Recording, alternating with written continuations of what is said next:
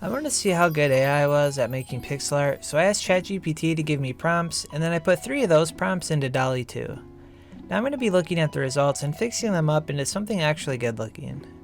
I've used AI art before as a reference and it turned out pretty well, but it was for something pretty simple, so it'll be interesting to see what it does with a complex description.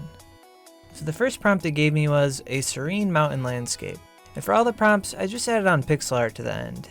And here's the 4 results it gave me. The biggest problem with all of them is that they're not really pixel art. The pixel density is all over the place and the resolution is way too high. They're also all using way too many colors than you traditionally would. I ended up picking the left one to rework because I thought it was probably the worst of the 4, so it should be the best one to learn from. The first thing I did was lower the resolution as far as I could without oversimplifying it, which turned out to be 128 by 128. After that I tweaked a few colors before posterizing it, which basically just lets you pick how many different shades the whole image will use. The worst thing about this whole piece I think is how bad the rainbow looks, so that's the first major thing I'm looking to change.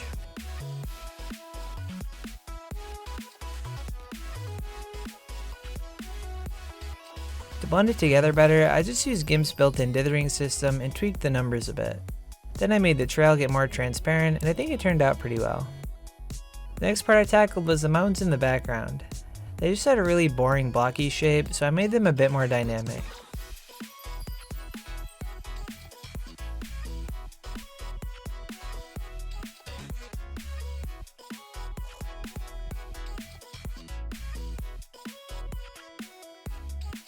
After that I switched to working on the grass, which I think right now just has way too much contrast and not enough interesting shape.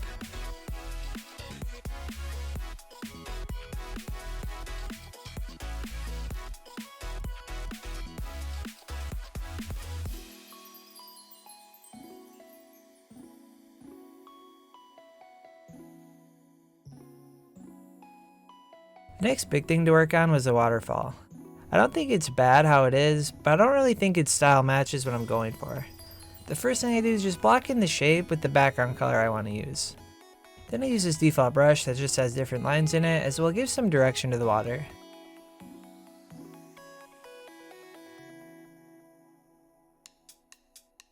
I then set my brush to scatter and make it look like water splashing out on the sides and at the bottom.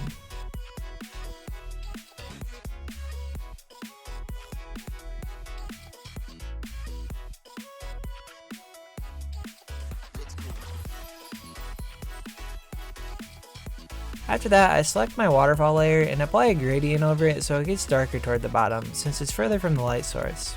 Usually gradients like this aren't used in pixel art, but since this is more of an art piece, I think it's fine. I filled in the rest of the rainbow, added some shading onto the background mountains, and then I just did some really simple clouds. And here's how the final version turned out.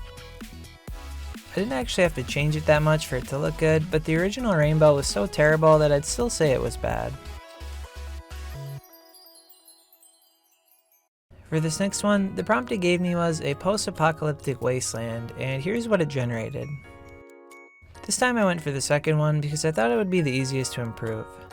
The biggest thing it's lacking is depth, so after making it 128 by 128, the first thing I did was duplicate the foreground buildings and flip them. Then I added some atmospheric perspectives so you can tell they're further away, which I think instantly added a lot. In general, my main goal with these is to improve them without adding on too much, so repurposing these buildings not only saves time, but it also keeps it closer to the original. The next thing I do is just completely remove the foreground dirt layer as well as the plants, which I then replace with all of my own. And with them, I also added atmospheric perspective.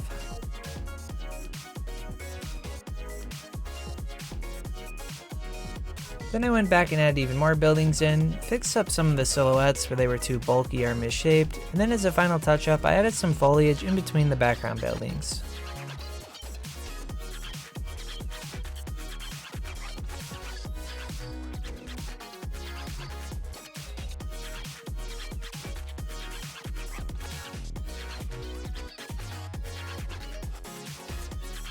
And here's how the final version turned out. This one was a lot faster and simpler, and I think it really ended up capturing the decayed city look. It kinda reminds me of The Last of Us or the new Kirby game.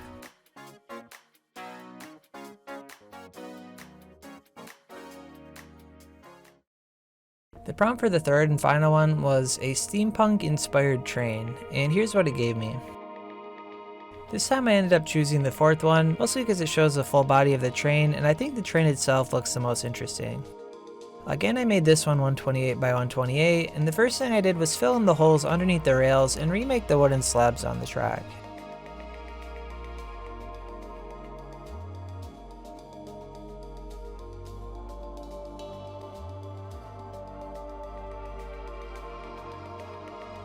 After that, my plan was a pretty big structural change. I moved the treetops way higher because I wanted to turn that upper area into a sky instead of just being another layer of trees.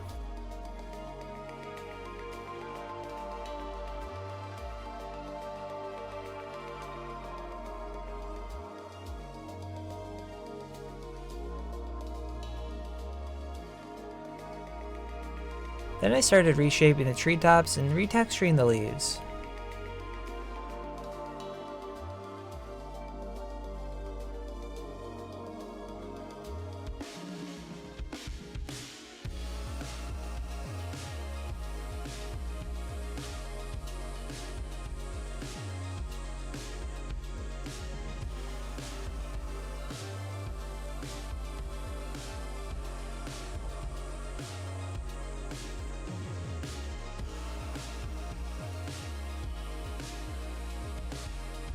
After getting the base part done, I move on to doing the tree trunks so I can figure out what style I'm going for.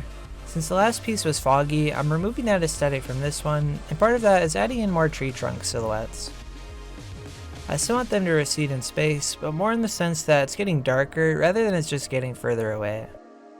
After that, I finish blocking out the leaf shapes before going on to color the bark.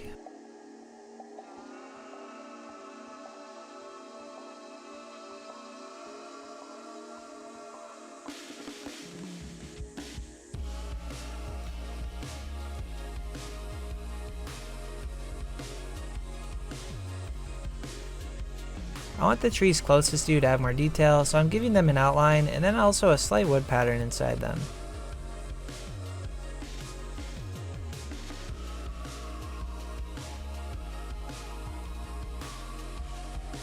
Then below my leaves, I'm just adding a shadow so it's easier to tell they're separated. I just use a black fan brush and I keep it on a separate layer so I can adjust the opacity at any point. Next, I finally start on the train. At first, I'm basically just blocking it out in separate areas and carving away the base layer where it's really messy and ambiguous.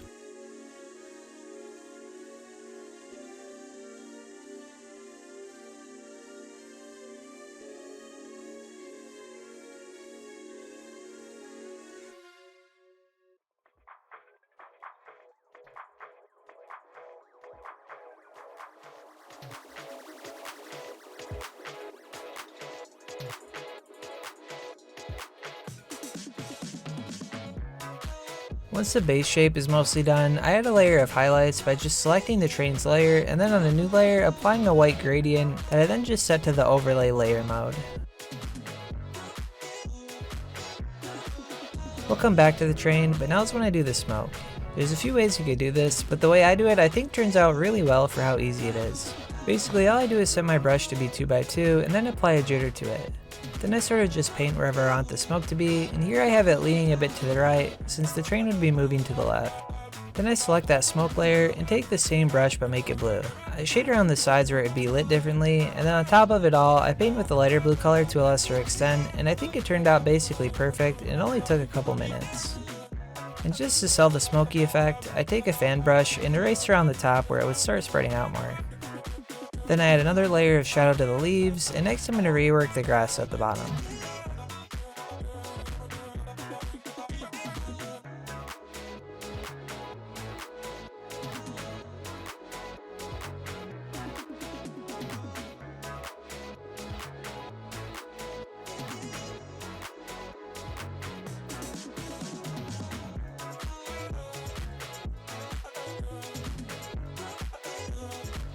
For my final touches to the train, I add in some gold accents and a few light beams shining onto it.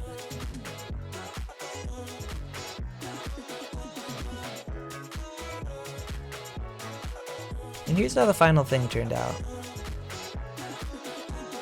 Overall, the biggest thing I learned from doing this was that AI, or at least DALL-E 2 specifically, is pretty bad at pixel art right now. It doesn't really understand things like resolution or pixel density, and it uses way too many colors. In a few years though, I think it'll be interesting to compare and see how much it's improved. I'll probably make another video like this with a different AI at some point, but in the meantime, if you want me to do this with your pixel art, you can send it to me on Twitter. If you like this video, I have more just like it, and if you like those two, you should subscribe so you can see them when they release. But that's all for now. Peace.